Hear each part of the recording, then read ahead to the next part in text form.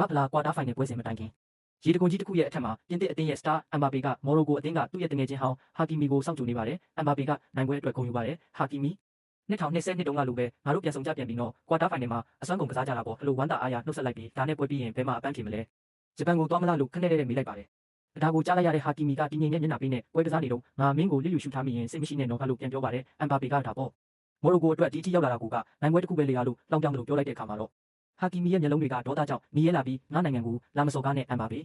ငါတို့မော်ရိုကိုဟာအရင်ကလိုမဟုတ်တော့ဘူးလို့ပြပြတသားသတိပေးလိုက်ပါတော့တယ်။အမ်ဘာပေကဘာလို့ဒီလောက်တောင်ဒေါသထွက်နေရတာလဲလို့မေးခွန်းထုတ်တဲ့အခါဟာကီမီကမင်းကအနာကထွက်သွားပြီးကတည်းကငါချန်ပီယံလိဖလားကိုနှစ်ကြိမ်တောင်ရယူထားနိုင်ခဲ့ပြီးဆိုပြီးသူ့ရဲ့အောင်မြင်မှုတွေကိုအားရပါရထုတ်ကြွလိုက်ပါတယ်။ဒီစကားကြောင့်အမ်ဘာပေတယောက်ခဏတာဆုံးသွားပြီးသူတို့နှစ်ယောက်ကြားကတန်ရောစင်တွေပြတ်တောက်သွားတယ်လို့ခံစားလိုက်ရပါတယ်။အမ်ဘာပေကတည်ငြိမ်ပြီးအေးဆက်စရာကောင်းတဲ့လေတံနဲ့ငါတို့ကြားကတန်ရောစင်ကထူးခြားလိမ့်မယ်လို့ငါထင်ခဲ့တာ။အခုတော့နားလည်သွားပါပြီဒါပေမဲ့